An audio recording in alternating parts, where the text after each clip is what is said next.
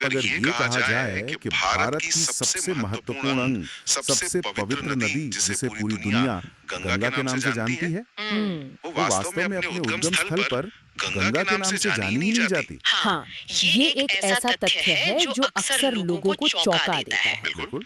और आज की हमारी इस गहन चर्चा में हम भारत के सबसे बड़े अफवाह तंत्र यानी गंगा नदी तंत्र की एक विस्तृत यात्रा करने वाले हैं। ये 2525 किलोमीटर लंबी नदी कोई अकेली पानी की लकीर नहीं है, नहीं, बिल्कुल नहीं। बल्कि ये नदियों का एक बहुत ही विशाल और जीवंत नेटवर्क है। तो चलिए इसे विस्तार से समझते हैं। बिल्कुल, गंगा नदी तंत्र भारत का सबसे बड़ा अपवाह तंत्र है। ये सिर्फ पहाड़ों से पानी लेकर समुद्र तक नहीं जाता, बल्कि अपने साथ एक पूरी सभ्यता, कृषि का आधार और करोड़ों लोगों का जीवन लेकर चलता है। तो आइए इस यात्रा की शुरुआत बिल्कुल उद्गम से करते हैं। उत्तराखंड के उत्तरकाशी जिले में जो गंगोत्री हिमानी है, उत्तराखंड के उत्तरकाशी जिले में जो गंगोत्री हिमानी है, जिसे गोमुख भी कहते हैं, हाँ, गोमुख। वहां से एक धारा निकलती है। लेकिन जैसा मैंने शुरुआत में कहा, वहां इसका नाम गंगा नहीं है, वहां इसे भागीरथी कहा जाता है। सही, कहा जाता है। सही।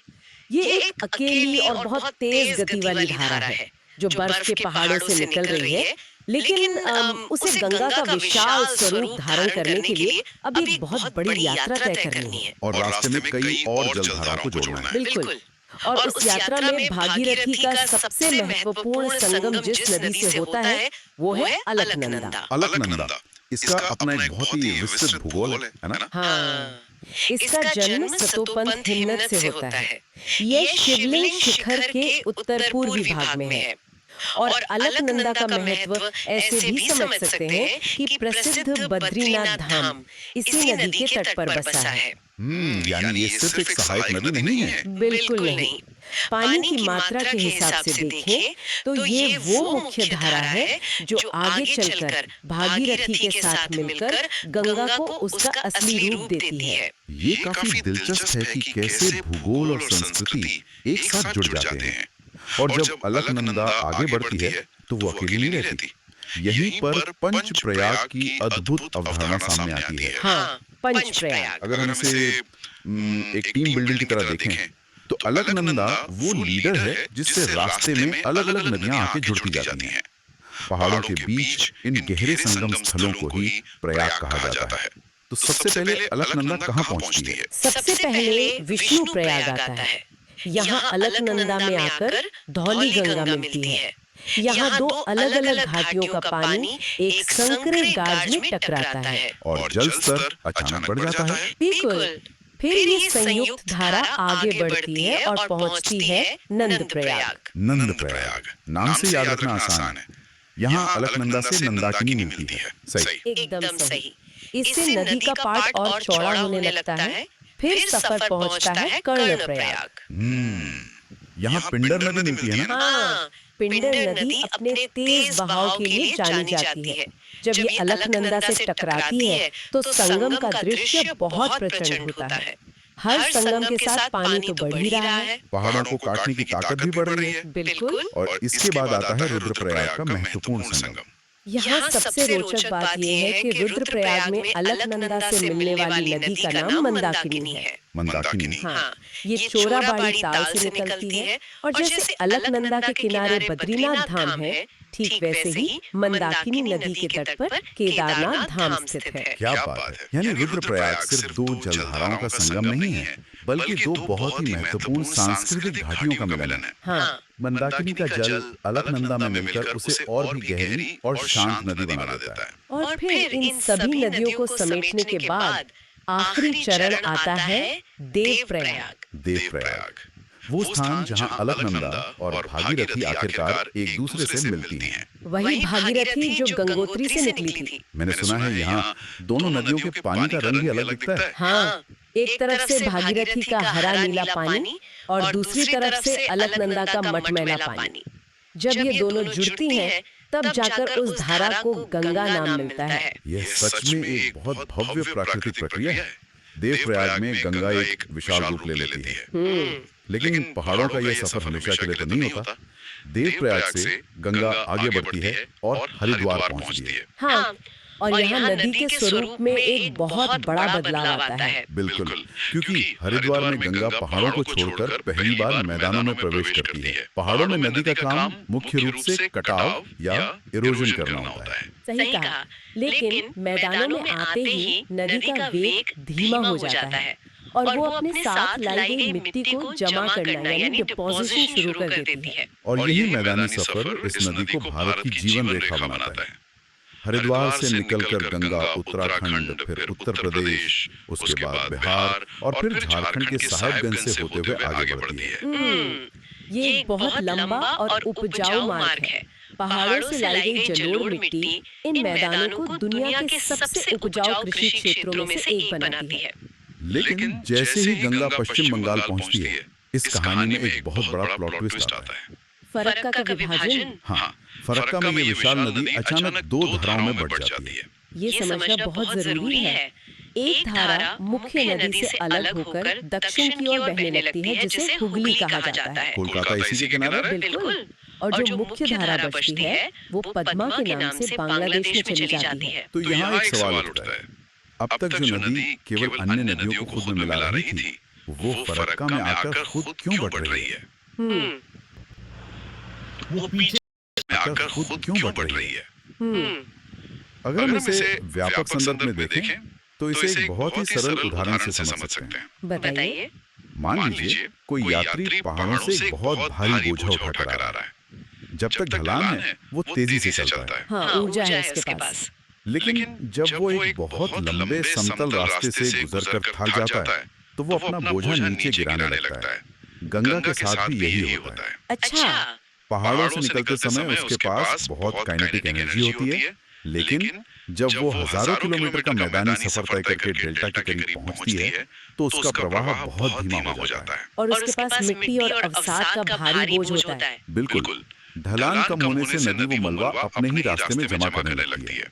इससे मुख्य मार्ग रुक जाता है और पानी नई दिशाएं खोजने लगता है। और वो छोटी शाखाओं में बढ़ जाती है जिन्हें हम वितरिकाएं या डिस्ट्रीब्यूटरीज कहते हैं। एकदम सही। हुगली का अलग होना इसी भौगोलिक मजबूरी का परिणाम है। ये बहुत शानदार विश्लेषण है और यहाँ बात बहुत दिलचस्प हो जाती है, क्योंकि अब तक हमने सिर्फ मुख्य धारा की बात की है, लेकिन गंगा की अपनी सपोर्टिंग कास्ट यानी सहायक नदियों का भी एक विशाल तंत्र है। चलिए पहले बाएं तट की नदियों को देखते हैं जो उत्तर से मिलती हैं। हाँ, इनमें सबसे पहले रामगंगा आती है। यह उत्तराखंड के दूधा टोली श्रेणी गैरसैंण से निकलती है और कन्नौज के पास गंगा में मिल जाती है। इसके बाद एक बहुत ही खास नदी आती है, गोमती। स्रोतों में गोमती का जिक्र एक विशेष उदाहरण के रूप में है। ऐसा क्यों? क्योंकि गोमती गंगा की एकमात्र प्रमुख सहायक नदी है जिसका उद्गम पहाड़ों में नहीं होता। पहाड़ों में नहीं होता तो कहाँ होता है? ये पूरी तरह से समतल मैदानों से निकलती है।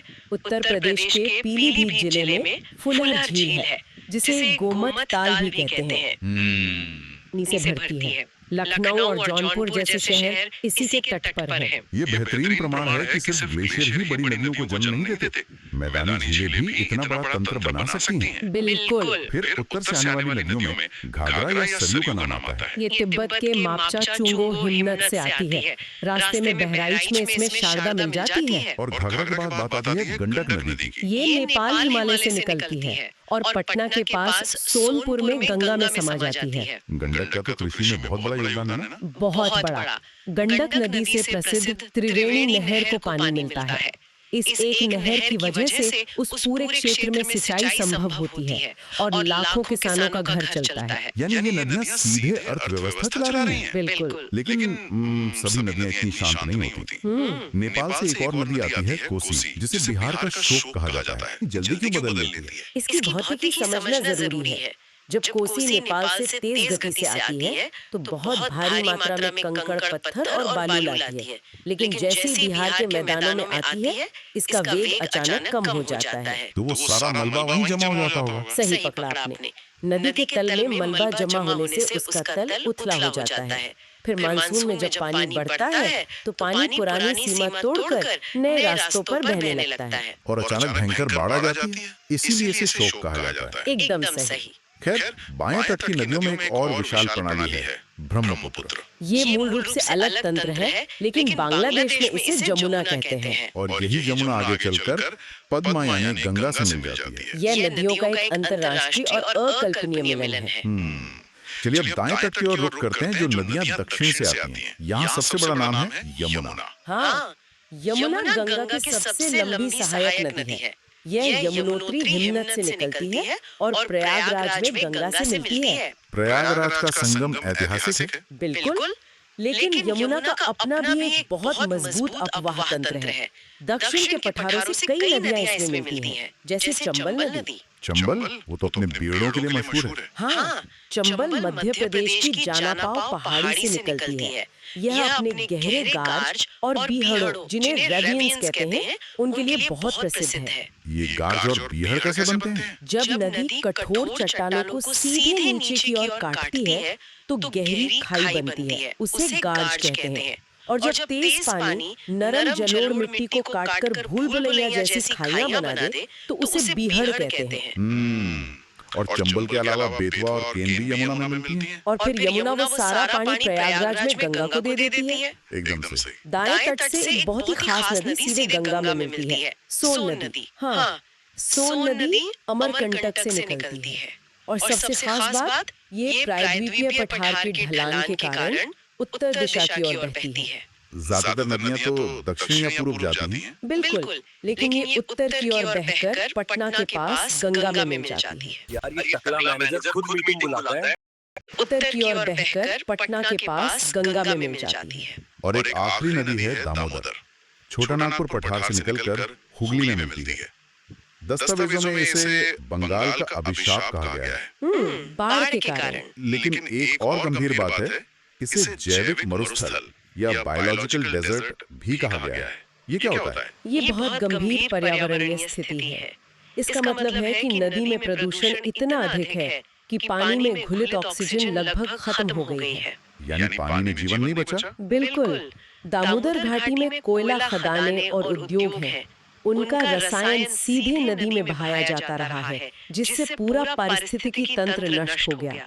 मछलियां या जलीय पौधे अब वहाँ जीवित नहीं रह सकते। ये विकास और पर्यावरण के असंतुलन का कड़वा सच है। हाँ, खैर, इस लंबी यात्रा के बाद अब अंतिम पड़ाव की ओर बढ़ते हैं।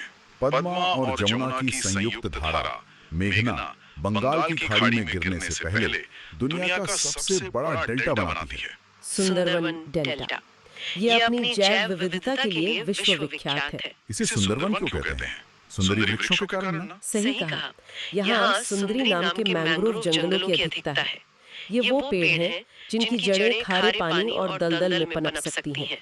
ये जंगल एक प्राकृतिक दीवार की तरह भयानक चक्रवातों से तटरेखा की रक्षा करते हैं। गंगोत्री के बर्फ से शुरू होकर इस विशाल डेल्टा तक ये यात्रा किसी महाकाव्य जैसी है ना? लेकिन ये एक महत्वपूर्ण प्रश्न भी खड़ा करता है। हमारे दस्तावेजों में एक बहुत ही उन्नत सिद्धांत का जिक्र है, पूर्ववर्ती अपवाह या एंटीसीडेंट ड्रेनेज। पूर्ववर्ती अपवाह, इसका सीधा मतलब क्या है? मतलब ये कि हम सब जानते हैं हिमालय दुनिया की सबसे नवीन पर्वत श्रृंखला है। हाँ। लेकिन हैरानी की बात ये है कि गंगा, सिंधु और ब्रह्मपुत्र जैसी नदियां इन विशाल हिमालय पर्वतों से भी पुरानी है। कोई नदी उस पहाड़ से पुरानी कैसे हो सकती है जहाँ से वो निकल रही है? यही तो प्रकृति का कमाल है। लाखों साल पहले जब टेक्टोनिक प्लेट्स के टकराने से हिमालय ऊपर उठना शुरू हुआ था, तब ये नदियां वहां पहले से ही बह रही थीं। जैसे जैसे पहाड़ मिलीमीटर दर मिलीमीटर उठता गया, इन नदियों ने अपना रास्ता नहीं बदला। तो क्या उन्होंने पहाड़ को काट दिया? बिल्कुल। अपनी जलधारा की ताकत से वे उठते हुए पहाड़ को लगातार काटती रही। पहाड़ ऊपर उठता गया और नदी उसे नीचे काटती गई। इसे डाउन कटिंग कहते हैं। इसीलिए हिमालय में इतने गहरे गार्ज देखने को मिलते हैं। एकदम सही। पूर्ववर्ती अपवाह यही बताता है कि पानी की निरंतरता में असीमित शक्ति होती है। इन नदियों ने उठती चट्टानों का सीना चीरकर अपना ऐतिहासिक मार्ग बरकरार रखा। यह जानकारी तो भूवैज्ञानिक इतिहास के नजरिए से बहुत ही गहरी है। ये सिर्फ जल स्रोत नहीं, संघर्ष का सबूत है। शायद इसीलिए 2008 में भारत सरकार ने गंगा को राष्ट्रीय नदी घोषित किया। हाँ, और इसे बचाने के लिए नमामि गंगे कार्यक्रम चलाया जा रहा है ताकि प्रदूषण खत्म हो और जैव विविधता बचे। तो आज की चर्चा को अगर समेटा जाए तो गंगा सिर्फ एक नदी नहीं है। भागीरथी के जन्म से लेकर पंचप्रयाग, हरिद्वार का मैदान, फरक्का का बंटवारा, ये एक अत्यंत जटिल इकोसिस्टम है। इसमें गोमती जैसी मैदानी नदियां हैं, कोसी जैसी खतरनाक नदियां हैं और यमुना, सोन जैसी पठारी नदियां हैं। और अंत में ये सुंदरबन डेल्टा बनाता है। बिल्कुल, और इस चर्चा का महत्व भी यही है, ये समझना कि गंडक नदी से त्रिवेणी नहर कैसे चलती है या दामोदर नदी जैविक मरुस्थल क्यों बनी। नदियां करोड़ों लोगों के जीवन और देश की अर्थव्यवस्था को आकार देती हैं। आज की चर्चा ने इस जल प्रणाली को देखने का नजरिया सच में विस्तृत कर दिया।